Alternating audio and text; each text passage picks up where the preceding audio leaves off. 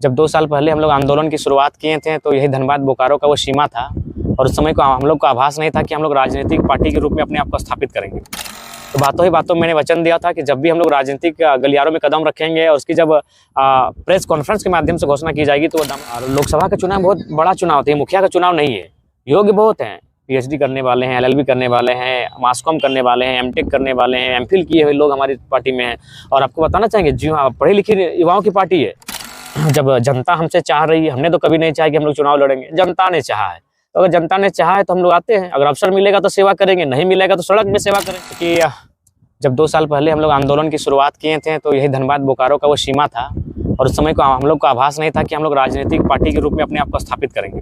तो बातों ही बातों मैंने वचन दिया था कि जब भी हम लोग राजनीतिक गलियारों में कदम रखेंगे और उसकी जब प्रेस कॉन्फ्रेंस के माध्यम से घोषणा की जाएगी तो वो दामोदर नदी का किनारा ही होगा। और बिल्कुल आज हम लोग तेलमोजो ब्रिज के ठीक सामने धनबाद बोकारो की मिड पॉइंट पर खड़े होकर आज हम लोग प्रत्याशी का चयन करने के लिए आए हुए हैं। हालांकि लोकतांत्रिक ढंग से हम लोगों ने प्रत्याशी को चुनने का प्रयास किया और सभी को रायशुमारी करने का अवसर दिया। कोई लोग ऐसे हैं जो इच्छा रखते हैं लोकसभा चुनाव लड़ने का, उनको भी हमने प्रीफर किया और फाइनली 12 नाम हमारे पास आए, जिनमें 4-5 नाम से हम लोग सहमत हुए। और एक आध दिन में क्या रखी है आपने योग्यता पहले 2 साल से कंटिन्यू आंदोलन का में जुड़ा होना, क्योंकि धनबाद बोकारो में योग्यता पहले रहेगी कि आप आंदोलन से कितने जुड़े हैं, एक्टिव मेंबर कितने हैं और सबसे पहले बात आंदोलन में आप कितना समय दिए हैं, ये सारी चीजें। अगर हम देखें तो आपकी बातों को सुने तो कभी 2 सीटों से तो कभी 5 सीटों से लड़ने की बात कर रहे हैं, तो क्या योग्य लोग आपके दलों में कम है क्या? लेकिन नहीं, योग्य लोग कम नहीं है, एक्चुअली है कि एक फेस वैल्यू होती है और लोकसभा का चुनाव बहुत बड़ा चुनाव होता है, मुखिया का चुनाव नहीं है। योग्य बहुत हैं, पीएचडी करने वाले हैं, एलएलबी करने वाले हैं, मास कॉम करने वाले हैं, एमटेक करने वाले हैं, एमफिल किए हुए लोग हमारी पार्टी में हैं। और आपको बताना चाहेंगे जी हाँ, पढ़े लिखे युवाओं की पार्टी है। लगभग 6 लोग हैं हमारे जो केंद्रीय कमेटी में जो पीएचडी कर रहे हैं, आईएसएम से पीएचडी किए हुए डॉक्टरेट लोग हमारी पार्टी में महासचिव के पद पर हैं। पढ़ी लिखी और योग्यता की कोई कमी नहीं है, बस ये है कि फेस वैल्यू और जो भी कारण रहे। अगर हम देखें तो बीजेपी के तरह आप भी फेस वैल्यू पे ज्यादा ध्यान दे रहे हैं। देखिए, लोकसभा का चुनाव आपका फेस वैल्यू मायने रखता है, क्योंकि हर एक गांव तक जयराम वहाँ तो नहीं प्रचार के लिए जा पाएगा, वहाँ उस कैंडिडेट का फेस वैल्यू मायने रखता है।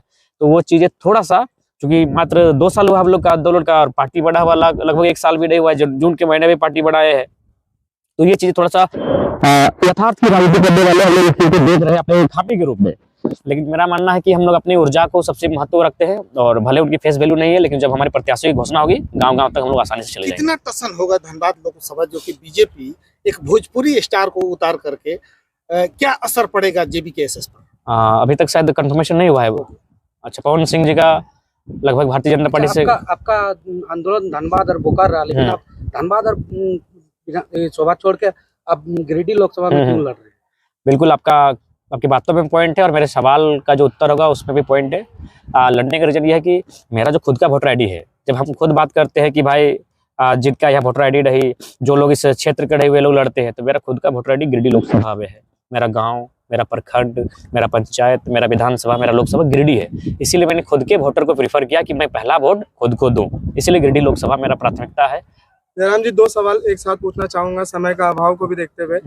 सबसे पहला तो ये कि जो आपके दल और आपके दल के प्रत्याशियों ने, लोगों ने जो बाहरियों के लिए जो शब्द और वानियों का इस्तेमाल किया, तो कितना साथ लगता है मिलेगा बाहरियों का? दूसरी बात कि अगर हम तब की बात नहीं कर रहे हैं कि आप हार जाते हैं, तो मैं तब की बात करता हूं कि अगर आप जीत जाते हैं तो आप किस गठबंधन को साथ देंगे? आप इंडी गठबंधन का साथ देंगे या एनडीए गठबंधन का साथ देंगे? देखिए, सबसे पहली बात है, उस समय 2 चीजें होंगी। जिनका साथ देंगे उनसे एक बार चर्चा होगी कि आप हमारे मुद्दों के साथ कितने हैं, हमारे जो स्थानीय मुद्दे हैं उनके साथ आपकी क्या प्रतिक्रिया है। और दूसरा राय होगी जनता के साथ कि हमको किसके साथ जाना चाहिए, क्योंकि आज सोशल साइट्स का जमाना है। हम लोग तुरंत ट्विटर में कैंपेन कर सकते हैं, हैशटैग अभियान चला सकते हैं और वहां से एक मैसेज हमारे सामने सर्कुलेट होकर जब आएगा, या फिर हम लोग एक टोल फ्री नंबर जारी करेंगे कि हमें किसके साथ जाना चाहिए। तो जनता से पूछ के और अगली पार्टियों से अपने क्षेत्र की रजामंदी लेके हम लोग उस पर सोचेंगे। बाहरी वोट पे क्या कहना चाहिए? देखिए, सबसे पहली बात तो हम ये कहना चाहेंगे कि जिस प्रकार हमारे लोग महाराष्ट्र में रहते हैं, जिस प्रकार हमारे लोग तमिलनाडु में रहते हैं, उस प्रकार हमने कभी किसी को नहीं, हमने कभी भी नहीं कहा ये बाहरी भीतरी की लड़ाई है। हमने ये कहा कि बंगाल हमारा बड़ा भाई है, उसके पास 88,752 वर्ग किलोमीटर है। बिहार हमारा मंझला भाई है, उसके पास 94,163 वर्ग किलोमीटर का जमीन है। उड़ीसा हमारा संझला भाई है, उसके पास 1,55,707 वर्ग किलोमीटर है। और झारखंड सबसे छोटा है, इसके पास 79,714 वर्ग किलोमीटर है। अब मेरा सवाल ये है, अभी देखिए कल का रिजल्ट आया, 61 में से 39 यूपी बिहार के हैं। बताइए ये अन्याय है कि नहीं है? ये भारी भीतरी लड़ाई नहीं है भैया, कुछ लोग हैं, कुछ लोग नहीं, हमारे बड़े भाई हैं।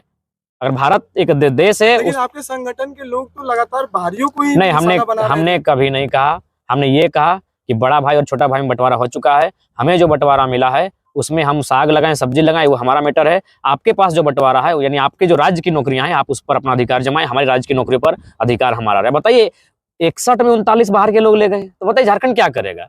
यहाँ के लोग अपराधी बनेंगे, यहाँ के लोग कोयला ठेलेंगे, यहाँ के लोग बालू ठेलेंगे, क्या करेंगे यहाँ के लोग? आप ही बताइए, ये कहाँ से समय किसी भी दृष्टिकोण से उचित नहीं है। तो बाहरी हमारी वोट मैटर करेगा ना चुनाव में? देखिए मैटर करेगा, लेकिन हमारा स्टैंड क्लियर है भाई, हम लोग स्थानीयता पर हैं। ऐसा नहीं है अगर महाराष्ट्र में किसी झारखंडी के वोटर कार्ड है तो वो जाके चुनाव लड़ता है और महाराष्ट्र किसी नेतृत्व को स्वीकार करता है, तो ये चीजें होनी चाहिए। लोगों का साथ मिलेगा? अब बिल्कुल मिलेगा। जो दबे कुचले लोग हैं, शोषित पीड़ित लोग हैं, उनका भरपूर हमें साथ मिलेगा। जिनका जीवन अभाव से बीता है वो हमारे साथ हैं। मेरा एक सवाल रहा, सुदेश महतो आपके ऊपर हमला है, नाम तो नहीं लेते लेकिन आड़े हाथ लेता है कि एक मुखिया का चुनाव नहीं जीत पाता है तो बड़े ख्वाब देखते हैं। देखिए भारत एक लोकतांत्रिक देश है, ख्वाब देखना बुरा बात नहीं है। और इस जब जनता हमसे चाह रही है, हमने तो कभी नहीं चाहा कि हम लोग चुनाव लड़ेंगे, जनता ने चाहा है। तो अगर जनता ने चाहा है तो हम लोग आते हैं। अगर अवसर मिलेगा तो सेवा करेंगे, नहीं मिलेगा तो सड़क में सेवा करेंगे, और मौका मिला तो सदन के भीतर से सेवा करेंगे, सेवा की बात करेंगे। हम लोग ये नहीं कहेंगे आदरणीय प्रधानमंत्री की जगह कि मेरा क्या है, हम तो झोला उठा के चल जाएंगे, ये बयान हमारा नहीं रहेगा। क्योंकि मेरा है, मेरे बाप का लहू बहा है, इस मिट्टी के कण कण में मेरे बाप का रक्त दिखता है, इसलिए हम झोला उठा कहीं नहीं जाएंगे। अगर जीतेंगे तो सदन से बात करेंगे, अगर नहीं रिजल्ट कर पाए तो सड़क से झारखंड की आवाज को बुलंद करेंगे, लेकिन झोला उठाकर कहीं नहीं जाने वाले हैं। पलड़ा किसका भारी है धनबाद लोकसभा क्षेत्र में? धनबाद लोकसभा क्षेत्र में आपके संगठन से? हमारे संगठन से तो ऐसे दमदार प्रत्याशी सामने नहीं आए हैं, लेकिन हम लोग उम्मीद करेंगे कि संगठन एक टीम यूनिट के रूप में काम करें और उस प्रत्याशी को जीतने की स्थिति में लाके खड़ा करें। 2 दिन में हम लोग घोषित कर देंगे। धनबाद में हमेशा खूनी खेल होता है और अक्सर देखा जाता है कि यहाँ पिस्तौल बारूद की राजनीति होती है। आपके जितने भी नामांकन आप नाम दर्ज बता रहे हैं, ये युवा है, इनके पास ना मनी पावर है, ना ही इनके पास औजार है, तो ये कैसे उन लोगों का मुकाबला करेंगे? औजार से चुनाव नहीं लड़ा जाता है, औजार असंवैधानिक है, औजार से चुनाव नहीं लड़ा जाता है। चुनाव जो भारत का संविधान है उस दायरे से लड़ा जाता है, और हम लोग उस दायरे से चुनाव लड़ेंगे। और जहां तक अगर ऐसी परिस्थिति सामने आएंगी तो हम लोग पीछे नहीं हटेंगे। झारखंड ही रक्त से लहू बहाने से झारखंड का निर्माण हुआ है, तो अगर हमारे रक्त से झारखंड मजबूत होगा तो पीछे हटने के कोई चांस नहीं बनता है। धनबाद में बीजेपी के साथ टक्कर होने वाला है और बीजेपी के पास काफी फाइनेंशियल है, आपके पास ना फाइनेंशियल है, ना ही आपके पास बड़ा इनकम सोर्सेस है, तो आखिर आप धनबाद में कैसे प्रमोट कीजिएगा?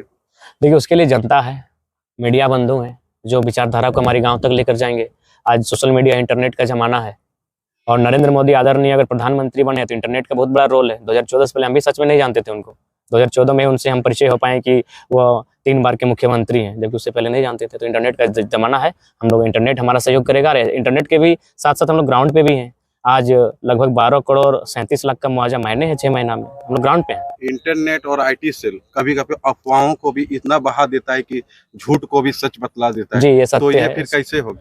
उसके लिए हमारी एक विशेष टीम रहेगी और वो उन चीजों को हैंडल करेगी, टेक ओवर करेगी। सर आपने गिरिडीह के लिए जगह चुने कि वहां से आप लोकसभा लड़िएगा, और JMM अपना उम्मीदवार के रूप में मथुरा प्रसाद महतो जी को दे रहे हैं, जो कि आपके अभिभावक स्वरूप भी रह चुके हैं। तो आप किस तरह के वहाँ के उम्मीदवार और आप दोनों में देखिए आपने मेरा एक स्टेटमेंट सुना होगा, मैंने ये कहा कि अगर मुझ में राजनीतिक लक्षण नहीं है, मुझ में अगर राजनेता का गुण नहीं है, तो मेरी माँ भी मुझे वोट ना दे, मैं इस बात को कहूँगा। अगर मुझ में राजनीतिक समझ है, राजनीतिक चेतना है और राजनीतिक करने का लक्षण दिखता है, तो मेरी माँ भी मुझे वोट दे। तो फिर अभिभावक है, मानते हैं, उनके विद्यालय में, चूंकि मेरे पिताजी के दोस्त रहे हैं, उनके विद्यालय में हम पढ़े हैं निःशुल्क, जो सच्चाई है। लेकिन राजनीति अलग चीज़ है, राजनीतिक विचारधारा अलग चीज़ है। हमारा एक साधारण सा युवा जो IT का स्टूडेंट नहीं है, कह पाना थोड़ा सा जल्दबाजी हो। सर EVM के बारे में मैंने सर्च किया था, तो देखा था कि जितना वोटिंग होता है, जितने वालों के लिए वहाँ 60% आते हैं और हारने वालों में 30% आते हैं, और बाकी का अगर कोई नाम भी दर्ज करा के छोड़ देता है तो 1500 से 3000 आता है। तो देखिए इसके लिए देखिए सुनिए आदरणीय सम्मानित पत्रकार महोदय, भारत एक लोकतांत्रिक देश है, यहाँ 80 करोड़ मतदाता हैं। तो 80 करोड़ में कम से कम तो उसका 10% लोग भी अगर सड़क पर आ जाएंगे EVM के खिलाफ, तभी तो लोग विश्व पर ये मैसेज जाएगा। हमारे और आपके कहने से तुरंत बदलाव नहीं आएगा। इसीलिए अगर वास्तव में EVM देश के लिए बेहतर नहीं है, तो यह देश की 80 करोड़ जनता को पहले अपने आप में राजनीतिक चेतना लाने की आवश्यकता है, उसके बाद EVM पर बात उनको करनी चाहिए।